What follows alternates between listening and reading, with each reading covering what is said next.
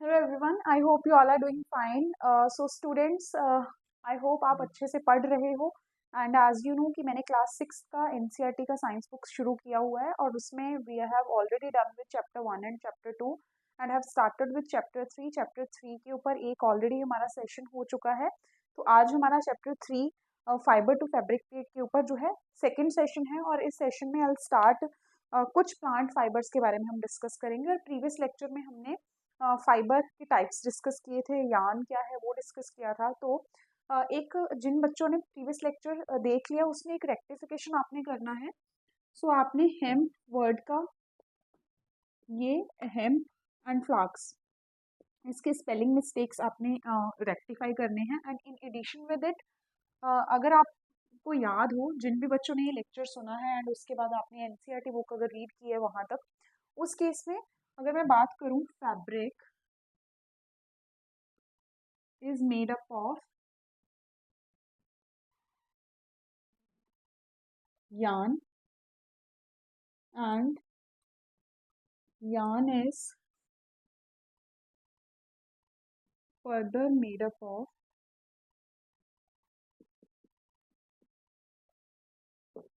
thinner strands called fiber। तो इस chapter में हम इन तीन टर्म्स के साथ ही डील कर रहे हैं। मेनली फैब्रिक बन रहा है यार्न से और यार्न बन रहा है फाइबर से। फाइबर के सारे टाइप्स हो चुके थे। आज के सेशन में कुछ प्लांट बेस्ड जो फाइबर्स हैं, जो कि मेनली इफ आई से प्लांट फाइबर्स, जिसमें I start with the cotton.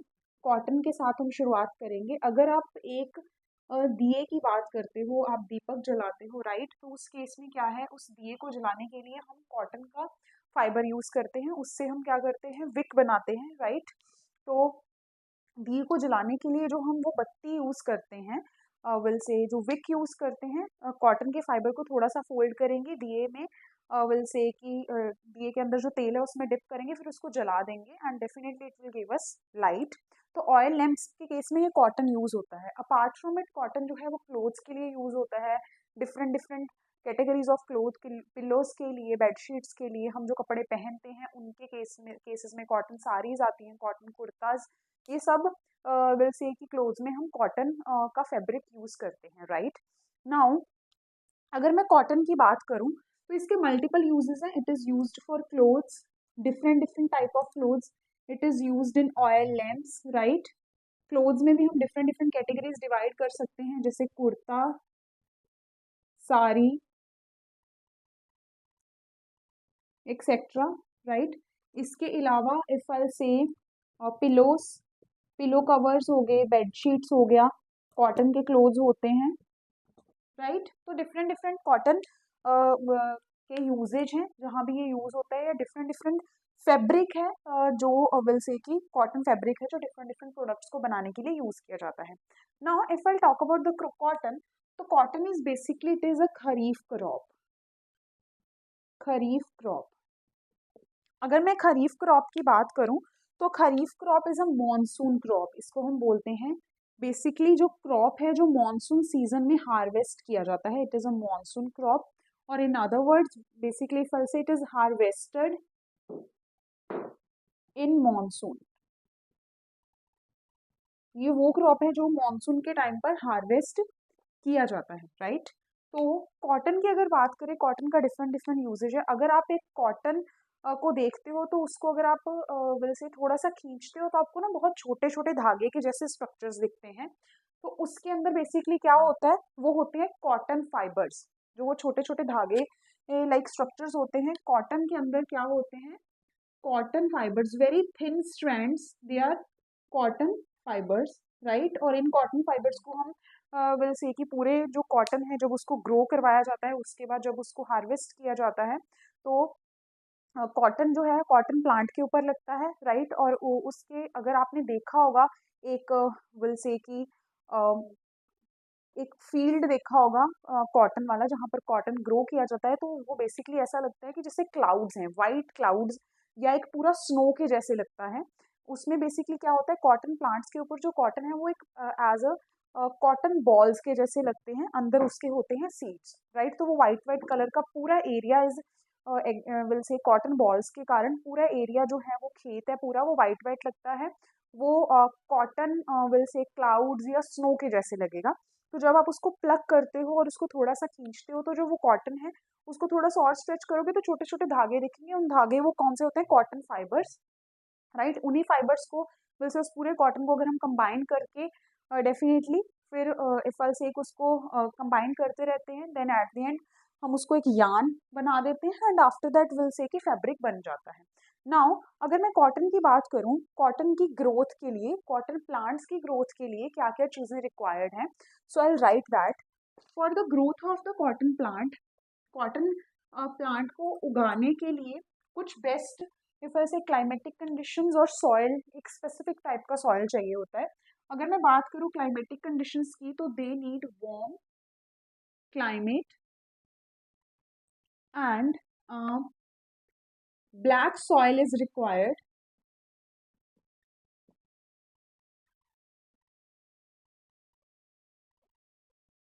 To grow cotton plant, cotton plants, right. And अगर आप फुली ग्रोन कॉटन प्लांट्स वाला एक एरिया देखो तो अगेन बेसिकली इफ आई से cotton balls carry seeds enclosed by cotton layer, तो seeds होते हैं अंदर, इन सीड्स को रिमूव किया जाता है। नाउ अगर मैं बात करूं कि क्यों ब्लैक सॉइल क्यों चाहिए इसको रिक्वायर, इसके लिए कॉटन को ग्रो करने के लिए, best black soil is the best to grow cotton. The reason behind because of its water retention capacity. Why black soil is good? Black soil is good for the growth of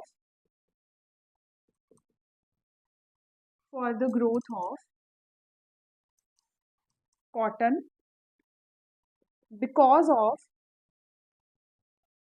its water retention capacity. This type of soil will hold the water for very longer time. It holds water. तो इस जो black soil है इसका काफ़ी अच्छा quality है कि ये पानी को होल्ड करके रखता है। डेफिनेटली कॉटन प्लांट को एक स्पेसिफिक अमाउंट ऑफ वाटर चाहिए ग्रो करने के लिए अंडर द वार्म कंडीशन, तो वाटर को अगर वो रिटेन करके रखता है तो प्लांट को पानी मिलता रहता है and the cotton plant will definitely grow और एट द एंड जो है वो कॉटन मिल जाता है हमें, राइट। और अगर मैं बात करूँ cotton balls are the fruit of the cotton plant. जैसे कि मैंने बोला आपको cotton balls are the fruit of the cotton plant. जैसे हमने प्रीवियस लेक्चर्स में किया था, स्टार्टिंग फर्स्ट लेक्चर में फूड कहाँ से आ रहा है चैप्टर 1 में, तो उसमें हमने देखा था कि प्लांट के डिफरेंट डिफरेंट पार्ट्स हैं जो एडिबल होते हैं। सिमिलरली प्लांट के डिफरेंट डिफरेंट पार्ट्स हैं जो अलग अलग यूजेज में आते हैं। जैसे कि यहाँ पर क्या है, कॉटन बॉल्स जो हैं वो फ्रूट पार्ट है, उसका जो सीड है वो अलग काम आता है, सीड को अलग रिमूव कर दिया जाता है और फैब्रिक बनाने के लिए हम उसका जो फ्रूट का मेजर पार्ट है सीड को रिमूव करके वो यूज करते हैं। Are the fruits of cotton plant, right. तो बेसिकली होता क्या है कि कॉटन बॉल्स जो हैं वो इनक्लोज्ड होते हैं एक लेयर में, लेयर के साथ जब ये मेच्योर हो जाता है तो कॉटन बॉल्स बर्स्ट आउट हो जाते हैं और अंदर से सीड और जो कॉटन पार्ट है, कॉटन है, वो निकलता है। जैसे कि मैंने आपको बोला कि सीड को रिमूव कर दिया जाता है। नाउ इफ आई से कि सीड को रिमूव कैसे किया जाता है, तो उसके लिए एक स्पेसिफिक प्रोसेस है, उस प्रोसेस को हम बोलते हैं ginning. Basically cotton balls burst and release cotton along with the cotton along with और ओपन आउट हो जाता है, यहाँ रिलीज नहीं लिखना है, cotton along with seeds is available. Now what we will do is cotton यहाँ से फैब्रिक बनाना है, सो क्या किया जाता है, इन सीड्स को किया जाता है रिमूव और कॉटन को अलग कर दिया जाता है। नाउ जो ये सीड्स हैं, सीड्स आर सेपरेटेड, सीड्स को सेपरेट किया जाता है, सीड्स को सेपरेट कर दिया जाता है, सीड्स को निकाल दिया जाता है, and will have separated from cotton. So इस प्रोसेस को, separation of seeds from the cotton, इसको हम बोलते हैं गिनिंग। बेसिकली क्या किया जाता है, कौन सी प्रोसेस है, कॉम्बिंग मेथड को यूज करके, कि कॉम्ब करके बेसिकली सीड्स को निकाला जाता है। सो गिनिंग है इस प्रोसेस का नाम। इट इज अ मेथड और it is a process process used to separate cotton seeds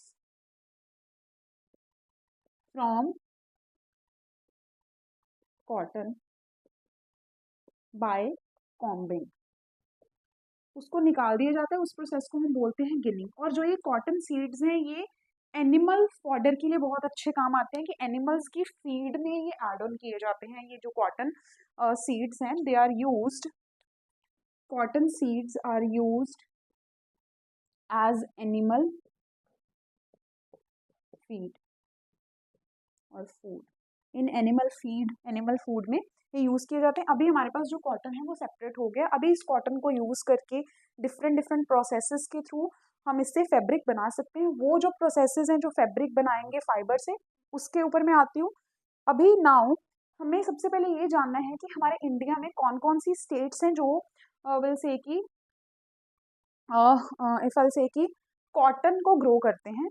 and अगर मैं बात करूँ गिनिंग की, तो ये with the help of hand, जैसे यहाँ कॉम्बिंग मेथड मैंने लिखा है, तो ये definitely with the help of hands जो है सीड को रिमूव किया जाता है कॉम्बिंग मेथड से। बट नाउ डेज अगर मैं बात करूँ, मशीन्स आ गई हैं different, as there is an advancement in the technology. Technology में अगर एडवांसमेंट हुआ है, तो टेक्नोलॉजी में अगर एडवांसमेंट हुआ है, तो उसके कारण क्या हुआ है कि इफ आई से डिफरेंट डिफरेंट मशीन्स आ गए हैं जो क्या करते हैं कि कॉटन सीड्स को अलग करते हैं। तो मशीन की हेल्प से गिनिंग की जाती है on a large scale, and on a shorter scale with the help of hands ginning की जाती है, राइट। तो कॉटन को सेपरेट किया जाता है। नाउ कुछ ऐसी स्टेट्स हैं जो इफ आई से कि कॉटन को ग्रो करते हैं। So now let's come to that कि कौन कौन सी इंडिया में स्टेट्स हैं जो जो जहाँ पर कॉटन की जो है खेती बहुत ज़्यादा की जाती है, कॉटन की जो फार्मिंग है वो बहुत ज़्यादा की जाती है।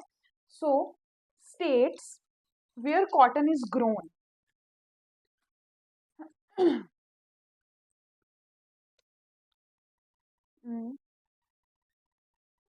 स्टेट्स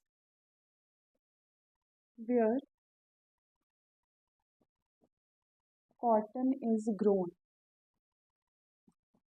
तो उसमें इफ आई से Punjab, Haryana,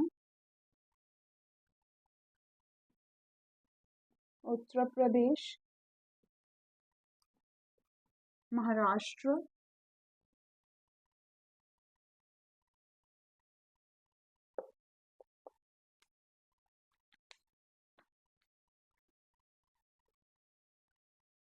Gujarat, Madhya Pradesh,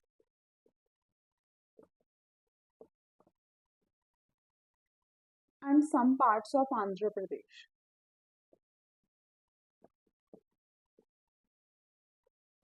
And some parts of Andhra Pradesh। In areas में इंडिया में अगर मैं बात करूँ, तो कॉटन जो है वो ग्रो किया जाता है, बिकॉज वहाँ पर सुइटेबल क्लाइमेटिक कंडीशंस हैं, वहाँ पर सॉयल जो है वो सुइटेबल है, that is required for the growth of cotton plants, right. Cotton के फाइबर से फैब्रिक कैसे बनेगा, उसके लिए डिफरेंट डिफरेंट प्रोसेसेस के नाम है, उसके ऊपर मैं आती हूँ। But before that there is a one more plant based fibre जिसके ऊपर हमने डिस्कशन करना है, and that is jute, right. So I am raising this. अगर मैं जूट की बात करूँ, तो जो जूट का फाइबर है उसके लिए एक स्पेशल नाम है। जूट फाइबर को हम बोलते हैं golden fibre, because of its colour, brownish सा कलर होता है। गोल्डन फाइबर, गोल्डन ब्राउन सा कलर होता है, तो it is called as the, if I say golden fibre बोला जाता है उसको। एंड अगर मैं बात करूँ कि ये किससे मिलता है, तो जूट प्लांट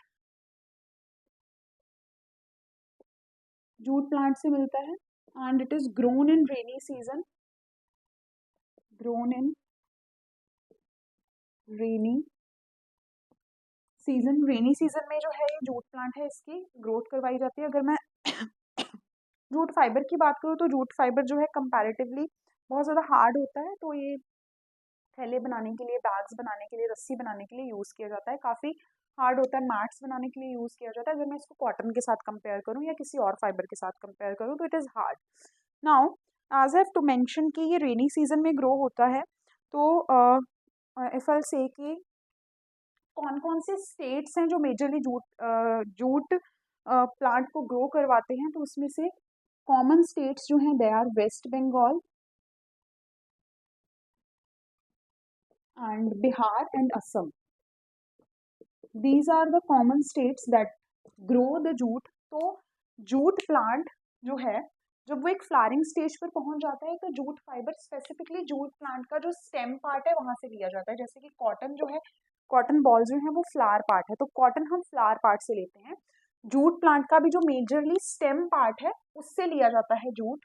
जब जूट प्लांट जो है वो एक फ्लावरिंग स्टेज पर पहुंच गया, देन क्या किया जाता है, उसकी स्टेम को यूज किया जाता है to get the jute fibre. So I'll write it here.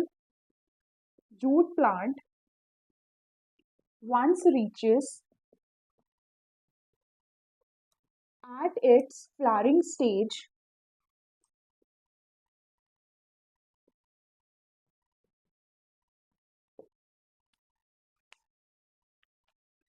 stem is used, stem of the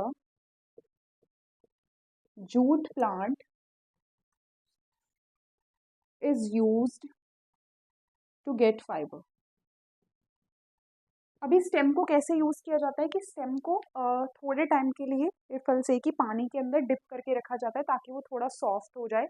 stem का अपर लेयर रिमूव किया जाता है तो उसके अंदर से क्या है, वो धागे, लंबे लंबे धागे निकलते हैं, लंबे लंबे will say thread like structures निकलते हैं, जो कि क्या होता है, जूट फाइबर होता है। तो जूट फाइबर ऐसे जूट विल से कि प्लांट से लिया जाता है। तो बेसिकली क्या किया जाता है, उसके स्टेम को पानी के अंदर रख के स्टेम पूरी तरह से गल जाता है, मीन्स स्टेम का डिके करवाया जाता है, पूरा रॉट हो जाता है वो, और अंदर से फिर फाइबर निकलते हैं और उन फाइबर से फिर यान बनाया जाता है और यान से फिर बनता है फल से कि फैब्रिक बनता है।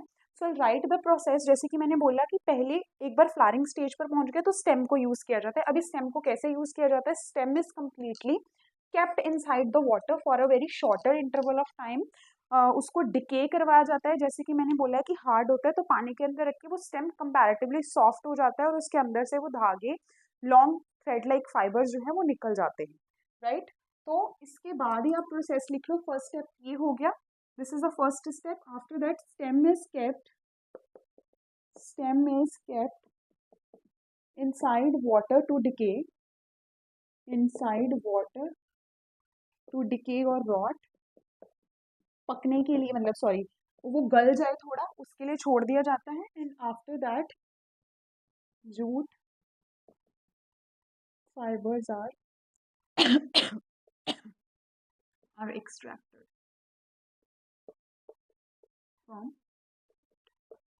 फिर जो ये जूट फाइबर निकलेगा, राइट, टू मेक जो है फाइबर को फिर क्या किया, जैसे लेट सपोज कि ये पूरा ऐसे मोटे वाला स्टेम है और इसके अंदर ऐसे ना फाइबर्स होते हैं, बट जो अपर लेयर है ना वो काफी हार्ड होता है।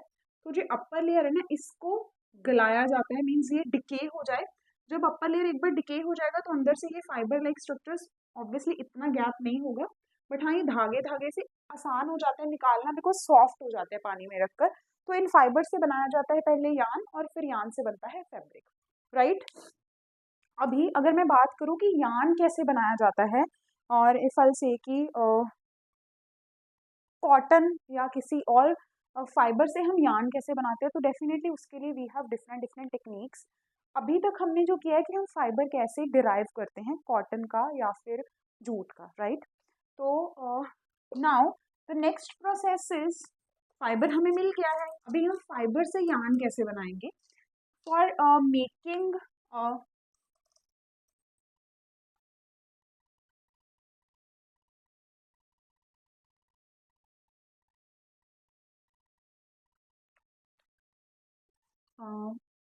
Fibre to yarn, fibre to yarn, let's suppose हम, अगर मैं कॉटन की बात करूं तो हम खुद से बना सकते हैं with the help of our hands. For example, अगर कॉटन जो भी मिला है उस कॉटन को जोड़ते जाओ और उसको वैसे थोड़ा थोड़ा अपनी फिंगर्स के साथ रोटेट करते जाओ। फॉर एग्जांपल, इसको मैं ऐसे रोटेट कर रही हूँ पेन को, राइट?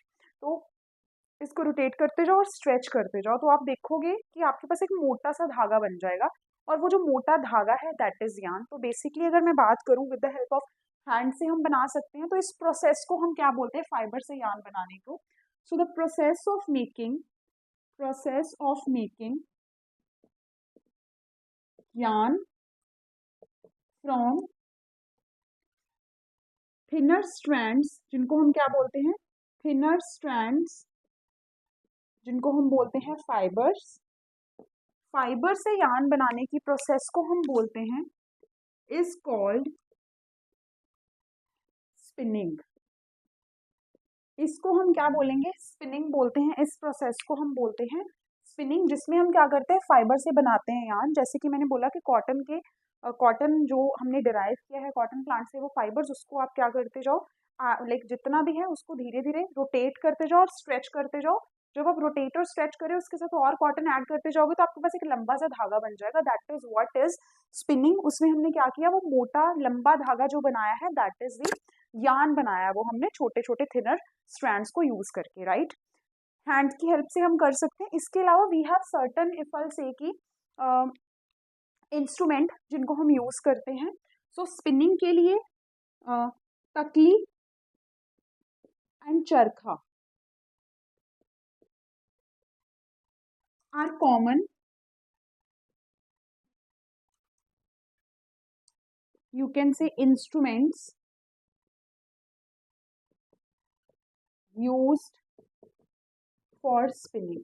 स्पिनिंग की प्रोसेस के लिए चरखा जो है महात्मा गांधी जी ने यूज किया था। इसके ऊपर मैं आती हूँ। तकलीज लॉन्ग, एक मेटल का, इफ आई से it is very sharp and long,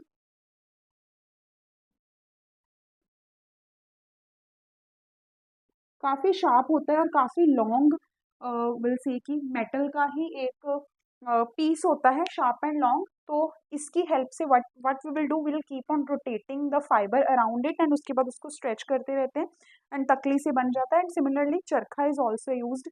and चरखा जो है वो, इफ आई से कि जब इंडिपेंडेंस का मूवमेंट चल रहा था तो महात्मा गांधी जी ने चरखे का यूज किया था definitely, right?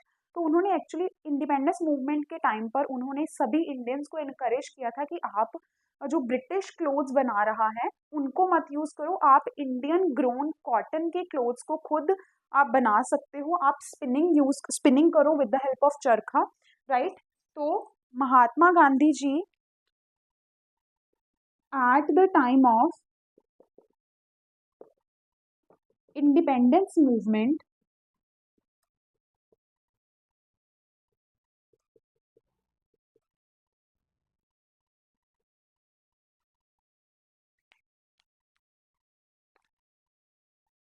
Mahatma Gandhi ji spread the message, और ही एनकरेज्ड, इंडियंस को एनकरेज किया था कि आप कॉटन मेड क्लोथ्स को विल से कि यूज करो, आप इंडियन जो क्लोथ्स हैं उनको वेयर करो। दैट इज बिकॉज इंडिया में जो सॉइल है, काफी स्टेट्स में it is best to grow the cotton. So spread the message, और ही एनकरेज्ड, इसका remaining part I am writing here, all Indians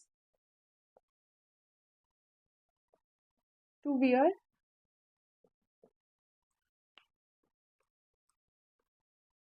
cotton clothes, और विल से कि handmade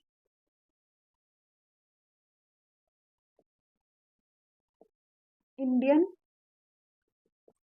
cotton clothes instead of just to boycott the British, or will say to boycott British rule, right. तो महात्मा गांधी जी ने Indian movement के time पर, independence movement के time पर ये इस चीज़ को एनकरेज किया था लोगों को कि आप कॉटन के ही कपड़े पहनो, वैसे और जो ब्रिटिश वैसे फैक्ट्री से इम्पोर्ट हो रहा है क्लोथ्स, वो बिल्कुल नहीं पहनना है। तो स्पिनिंग का method is one of the method जिससे हम क्या करते हैं, फाइबर से यार्न बनाते हैं, और जैसे चरखा और तकली। But now a day spinning के लिए फल से बहुत सारी मशीन्स भी आ गई हैं। ये तो प्रोसेस है कि with the help of hands हम करते हैं। Machines are also available as, जैसे कि मैंने पहले भी बोला था कि सिमिलरली फाइबर को ऑब्टेन करने के लिए, जैसे फाइबर हम कॉटन से ऑब्टेन करते हैं, गिनिंग मेथड यूज करते हैं, राइट। तो उसके लिए भी मशीन वर्क है, बिकॉज टेक्नोलॉजी में इतनी एडवांसमेंट हो गई है। तो machines are available for the ginning process as well as for the spinning process. Now next part की अगर मैं बात करूं कि अभी हमने यार्न से फैब्रिक कैसे बनाना है, तो यार्न से फैब्रिक बनाने के लिए भी हमारे पास विल से कि टेक्निक्स हैं, हमारे पास कुछ प्रोसेसेस हैं। So now let's discuss that part. So I am raising this.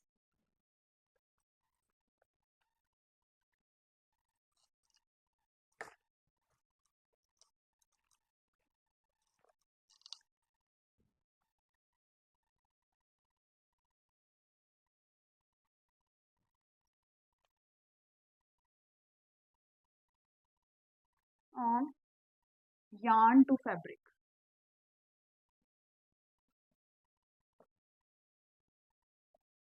तो यार्न एक वैसे थ्रेड लाइक स्ट्रक्चर है जिससे हम फैब्रिक बनाते हैं। तो यार्न से फैब्रिक बनाने के लिए वी हैव टू प्रोसेसेस।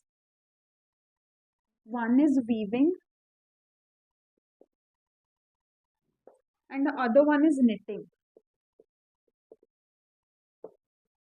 तो वीविंग और निटिंग हम ये मेथड्स यूज कर रहे हैं यार्न से फैब्रिक बनाने के लिए, और ये दोनों मेथड्स एक दूसरे से डिफरेंट हैं। बेसिकली हम वीविंग में क्या करते हैं, two sets of yarns are arranged together or they are used to make fabric।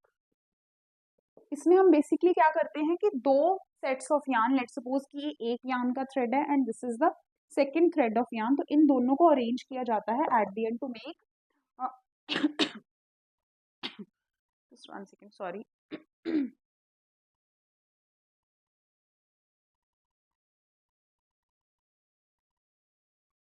इन दोनों को अरेंज किया जाता है फैब्रिक बनाने के लिए। और जो वीविंग है, इफ आई से it is done on looms, it is done on looms। These are the specific will say instrument that is used कि दो सेट ऑफ यार्न को अरेंज किया जाता है और उनको कंबाइन कर करके हम क्या बनाते हैं, एक फैब्रिक बनाते हैं। नाउ जो ये लूम्स हैं, ये हम with the help of will say कि अगर मैं बात करूँ हैंड के साथ भी ऑपरेट कर सकते हैं, और they are the machine operated also, again due to advancement in the technology, right. तो जो ये लूम्स हैं, they are the hand looms और they are hand operated also. और जो हैंड ऑपरेटेड होंगी उनको हम बोलेंगे हैंड लूम्स, कि with the help of hands हम उन दो धागों को उस स्पेसिफिक मशीन के ऊपर अरेंज करते जा रहे हैं, राइट, और उससे एक फैब्रिक बन रहा है। ऑन द अदर हैंड जो मशीन ऑपरेटेड होंगी, obviously they are the machine looms, and machine operated को हम बोलेंगे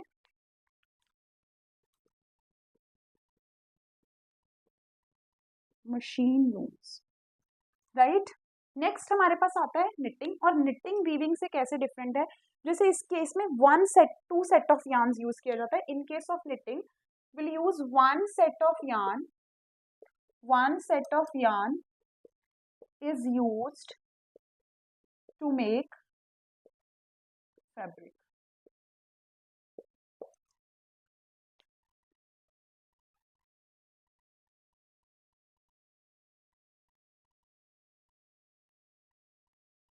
राइट। और इफ आई से कि वन सेट ऑफ यार्न, या स्पेसिफिकली आप बोल सकते हो इस केस में सिंगल यार्न, राइट। एक ही सिंगल यार्न को हम यूज करते हैं फैब्रिक बनाने के लिए। जैसे स्पेसिफिकली वूलन क्लोथ्स हैं, अगर मैं वूलन क्लोथ्स की बात करूँ, वो निटिंग मेथड से बनते हैं। अगेन निटिंग जो है हैंड के साथ भी होता है, hand operated will say knitting.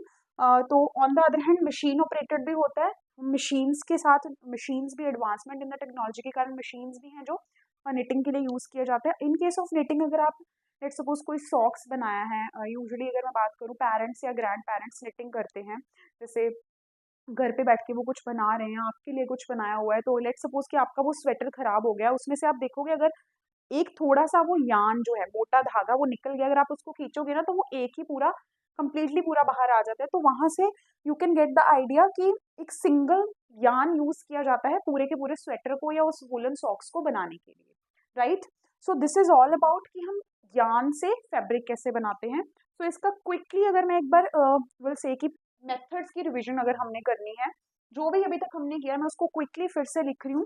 जो इस पूरे चैप्टर में हमने अभी तक लर्न किया है, उस पार्ट में फल से हमारा जो मेन था, पहले था हमारा फाइबर, कि फाइबर से हमने यान बनाया। तो इस केस में जैसे कॉटन के केस में हमने मेथड यूज किया था ginning, right. On the other hand अगर मैं बात करूं, sorry, one second, this is fibre से यान बनाया था तो स्पिनिंग मेथड यूज किया था, स्पिनिंग। और फाइबर के लिए अगर फाइबर हमें चाहिए, मतलब फाइबर अलग करना था तो उसके लिए गिनिंग था। एंड यान से फैब्रिक जब बनाया था तो उसके लिए we have two methods, we have weaving as well as we have knitting, right. Fibre क्या है, यान क्या है, फैब्रिक क्या है। Fabric on the basis of fibre ही हम फैब्रिक को डिवाइड करेंगे। कॉटन फैब्रिक है, सिल्क फैब्रिक है, वूल फैब्रिक है, वो डिवाइड होएगा on the basis of fibre, जिस कैटेगरी का वो फाइबर है, सिंथेटिक है या फिर नेचुरल फाइबर है, उसके अकॉर्डिंगली ही हमारा फैब्रिक जो डिसाइड होगा कि नेचुरल सोर्सेज ऑफ फाइबर से फैब्रिक बना है या फिर सिंथेटिक बना है। So with this we are done with most of the part of this chapter. अभी इस चैप्टर में आपके एक छोटा सा पार्ट है, इफ आई से कि क्लोथ मटेरियल की हिस्ट्री की अगर बात करूं, अगर आप पुराने टाइम की बात करते हो कि पुराने टाइम में जो लोग हैं वो कैसे कपड़े पहनते थे, ऑब्वियसली उस टाइम पर जब फाइबर की डेवलपमेंट या फाइबर की नॉलेज नहीं थी लोगों को, जो एंशियंट टाइम के लोग थे वो यूजुअली अगर मैं बात करूं तो वो ट्रीज की लीफ, एनिमल स्किन, एनिमल फर को यूज करते थे टू कवर देयर बॉडीज। तो अगर हिस्ट्री की बात करें in ancient times, before the in ancient times, leaves of the trees, animal fur, and animal skin was used as clothes to cover the body.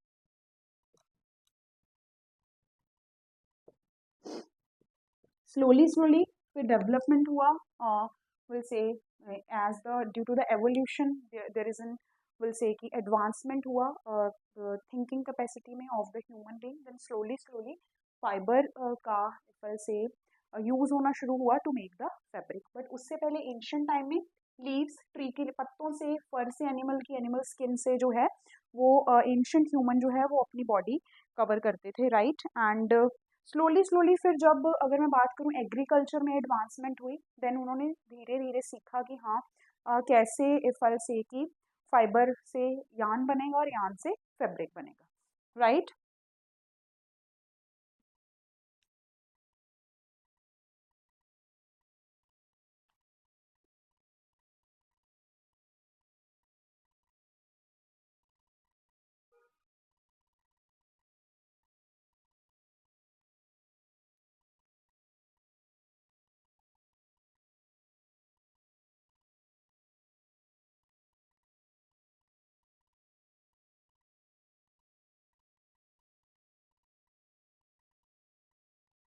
Okay, early Indians ने क्या किया था, early Indian and जैसे कि मैंने बोला कि advancement हुआ, एडवांसमेंट के कारण क्या था कि स्लोली जैसे एग्रीकल्चर का डेवलपमेंट हुआ तो उन्होंने जो लीव्स हैं, ट्विग्स हैं, उनसे बास्केट्स बनानी शुरू कर दी।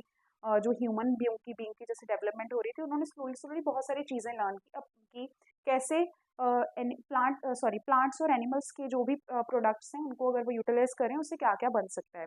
सिमिलरली जो ह्यूमंस की जैसे डेवलपमेंट शुरू हुई तो एग्रीकल्चर जो है near by the reverse start हुआ था। तो इन case of India river Ganga के बिल्कुल नियर बाय जो कॉटन का जो प्लांट है, कॉटन प्लांट का जो एग्रीकल्चरल विल से की ग्रोथ है वो स्टार्ट हुआ। तो इन दिस केस इफ आई से अर्ली इंडियंस ने जो क्या किया था, जो फैब्रिक था कॉटन का वो कहाँ से लिया था, या in other words if I say कि near by the river Ganga, Ganga river के बिल्कुल near by, near the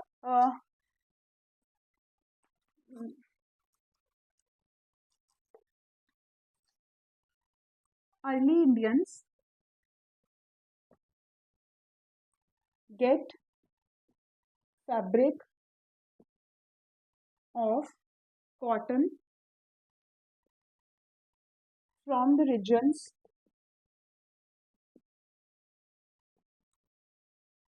nearby river Ganga. Because जब एग्रीकल्चर का डेवलपमेंट हुआ था तो यूजुअली वाटर की अवेलेबिलिटी के कारण जो रिवर्स हैं उसके पास ही जो है स्पेसिफिक प्लांट की जो ग्रोथ करवाई जाती थी। तो अर्ली इंडियंस ने यहाँ से शुरुआत की थी। और उसके अलावा अगर मैं बात करूँ फ्लाक्स की, ये हमने पहले ही कर लिया है। Flask is again natural fibre है, इसके अलावा और डिफरेंट डिफरेंट जो भी नेचुरल फाइबर्स है वो हमने किए हैं। एंड सिमिलरली इजिप्ट में कॉटन और Flask, in case of Egypt cotton and Flask का जो ग्रोथ था या कॉटन एंड फ्लाक्स फाइबर्स जो थे वर स्पेसिफिकली से प्लांट्स वर ग्रोन नियर रिवर नाइल। तो इजिप्ट में जो रिवर नाइल है, जैसे कि मैंने आपको बताया कि एग्रीकल्चर का एडवांसमेंट हुआ तो रिवर्स के पास ही ग्रोथ होती थी स्पेसिफिक प्लांट्स की। तो ह्यूमन बींग्स ने एंशियंट उस टाइम पर जो लोग थे उन्होंने इजिप्ट के केस में भी कॉटन और फ्लाक्स प्लांट को ग्रो करवाया था रिवर नाइल के पास और उसके नियर बाय रीजन्स में। और वो लोग इन्हीं से विल से कि नेचुरल सोर्सेज से ही फाइबर्स लेते थे।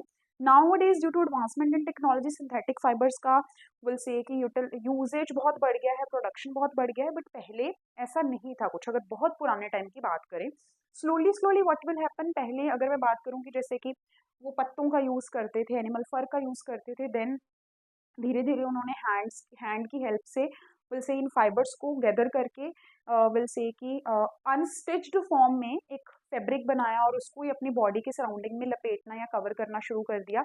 जब फिर निडल का इन्वेंशन हुआ, जब निडल का इन्वेंशन हुआ तो उनको स्यूइंग कि उन्होंने सिलना शुरू कर दिया फैब्रिक को और उसको सॉरी डिफरेंट डिफरेंट शेप्स देना शुरू कर दिया। तो अगर मैं बात करूं कि अभी भी now days also certain types of fabrics हैं जो अनस्टिच्ड फॉर्म में यूज किए जाते हैं। जब मैं जैसे कि मैंने बोला कि जब तक निडल का यूजेज, निडल का इन्वेंशन नहीं होता तब उस जो लोग हैं वो कपड़े को अपनी विल से कि नॉर्मली ड्रेपिंग करते थे। लाइक उसका कोई भी ऐसा नहीं था कि उसको एक स्पेसिफिक शेप या स्टिचिंग नहीं होता था बिकॉज निडल का इन्वेंशन नहीं हुआ था। जब निडल का इन्वेंशन हुआ उसके बाद कपड़े को जोड़ना शुरू कर दिया, राइट। उसके डिफरेंट डिफरेंट विल से कि शेप्स देकर different different type of clothes बनाने शुरू कर दिए, right. Different different type of dresses बनानी शुरू कर दी। But nowadays also there are still कुछ फैब्रिक्स हैं जो अनस्टिच्ड ही यूज किए जाते हैं, जैसे उनमें से dhoti and sari are very common. तो स्टिच्ड और अनस्टिच्ड अगर मैं क्लोथ्स की बात करूं, so I am raising this.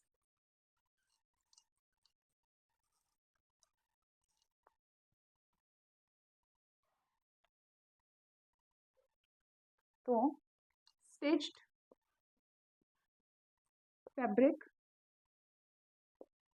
And unstitched fabric. तो अनस्टिच्ड फैब्रिक अभी भी यूज होता है कि वो फैब्रिक की स्टिचिंग नहीं की जाती है उसमें से, जैसे कि मैंने बोला कि sari is very common and dhoti is very common. उसके अलावा जो भी हम जैसे let suppose kurta, suit, anything that we wear, उसकी स्टिचिंग होती है। तो ये स्टिच्ड फैब्रिक का स्टार्ट तभी हुआ था जब नीडल की इन्वेंशन हुई थी, राइट। नाउ अगर मैं बात करूँ you like definitely in school you can perform this activity, but आप अकेले मत करना because it can be dangerous, right. अगर आपने लेट सपोज इफ आई से यू हैव टू आइडेंटिफाई कि कौन सा फाइबर है। इन दिस केस अगर मैं बात करूँ turban, that is also unstitched if I say, and dhoti हो गया, lungi, they all are the unstitched fabrics. Stitch के केस में तो हम कुछ भी ले सकते हैं, any type of dress, frock हो गया, any type of like suit हो गया, सलवार हो गया, we can add on, right. Now where I was कि अगर आपने एग्जामिन करना हो कि कौन सा फाइबर है ये, सॉरी फैब्रिक है ये, तो उसके इसके लिए definitely her like this experiment definitely आपके क्लास टीचर आपको करवाएंगे, बट डोंट ट्राई इट, आप खुद से मत करना। तो लेट सपोज कि अगर हमने एग्जामिन करना हो कि कॉटन क्लोथ कौन सा है, सिल्क क्लोथ कौन सा है, उस केस के लिए विल से कि वी हैव डिफरेंट डिफरेंट, हर एक क्लोथ का, हर एक यान का एक डिफरेंट करेक्टरिस्टिक है। अगर मैं बात करूं कि कॉटन, पहले मैं कॉटन की बात करूंगी, then I talk about silk,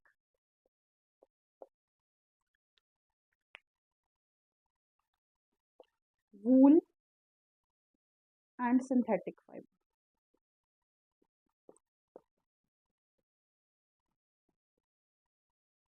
let's suppose you are doing this experiment in class, definitely आप, your class teacher will guide you, again मैं बोल रही हूँ आपने खुद से नहीं करना है, राइट। तो इन दिस केस बेसिकली आपको ना इस को जलाना पड़ेगा।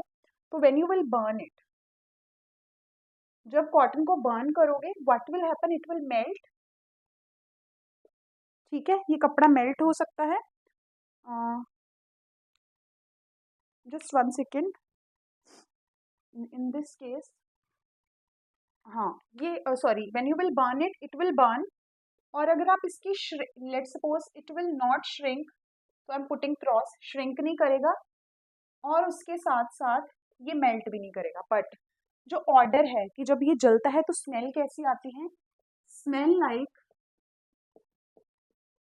बर्निंग अ पेपर, कि जैसे आप एक पेपर को जला रहे हो। तो इससे हमें ये आइडिया मिलता है दैट कि इसी के related I have one question, कितने स्टूडेंट्स को लगता है कि, या कितने स्टूडेंट्स को पता है कि हम पेपर कहाँ से लेते हैं। So you have to answer this question in the comment box, क्योंकि अगर कॉटन पेपर के जैसे जल रहा है तो डेफिनेटली कॉटन एक प्लांट बेस्ड प्रोडक्ट है, तो पेपर कैसा एक प्रोडक्ट होगा या हमें कहाँ से मिलता है, so you have to mention it in the comment box.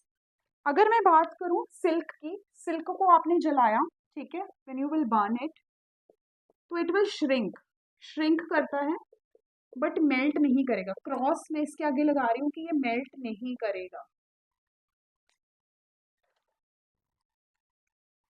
It will not melt, ठीक है। अगर आप इसके ऑर्डर की बात करते हो, स्मेल कैसी आएगी जब आप उसको जलाओगे, so the order is like meat, कि जैसे एक विल से कि एनिमल, जैसे meat, charred milk, sorry meat, right. अगर वूल की बात करते हैं, ये बर्न भी करेगा, श्रिंक भी करेगा wool, but the wool will not melt, not melt, ठीक है जी। अगर इस केस में, बिकॉज वी नो ये हेयर से मिलता है, तो एग्जैक्टली इसका जो ऑर्डर होगा, smell like burning hairs, smell like burning hairs, जैसे हेयर्स जलते हैं, बिकॉज ये वूल के हेयर्स, रैबिट के हेयर्स, कैमल के हेयर से मिलता है, तो जैसे हेयर्स जल रहे हैं वैसे ही इसका जो है ऑर्डर या स्मेल आता है। ऑन द अदर हैंड अगर हमने चेक करना हो एंड सिंथेटिक, तो सिंथेटिक के केस में it will burn, it will melt and shrink हो जाता है। सिंथेटिक क्लोथ को अगर आप जला रहे हो तो उसका जो स्मेल है वो एग्जैक्टली ऐसा लगता है, स्मेल लाइक प्लास्टिक बर्न, जैसे आप किसी प्लास्टिक पेपर को जला रहे हैं, राइट। तो ये डिफ्रेंशिएशंस हैं कि आपके पास विल से कि काफ़ी क्लोथ्स हैं, तो उस बेसिस पर आप डेफिनेटली चेक कर सकते हो। यूजुअली अगर मैं बात करूँ, जो प्लांट बेस फैब्रिक है, जो प्लांट फाइबर से मिलता है, उनका जो स्मेल है वो ऑलमोस्ट सेम होता है और उसके करेक्टरिस्टिक्स ऑलमोस्ट सेम होते हैं, that is why here I have written cotton. अगर लेट सपोज आप जूट की बात करते हो तो वो भी एक स्टेम से डिराइव किया हुआ है, काइंड ऑफ एक लकड़ी के जैसे हैं। तो जूट के केस में भी आप बोल सकते हो कि इन दिस केस की बर्न करेगा, श्रिंक नहीं करेगा, मेल्ट नहीं करेगा, जल जाएगा, और जो स्मेल होती है वो लकड़ी के जलने के जैसी होती है कि जैसे वुड बर्न हो रही है, राइट। सो आई होप आपको इस पार्ट में कोई डाउट नहीं है। So with this we are done with chapter 3। I hope ये वीडियो सेशंस को देखने के बाद आप अच्छे से एनसीईआरटी रीड करोगे और एनसीईआरटी के जो बैक एक्सरसाइज के क्वेश्चंस हैं उनको सॉल्व कीजिए। अगर किसी में भी कोई डाउट आ रहा है, फिलिंग द ब्लैंक्स, एनीथिंग, किसी में भी कोई डाउट आ रहा है, you can ask me in the comment box and you can ask your questions. You can mail me on the given email ID in the description box. And do not forget to like, share, and subscribe my channels, students. So we'll meet in the next session with the new topic, right? Till then, take care and thank you.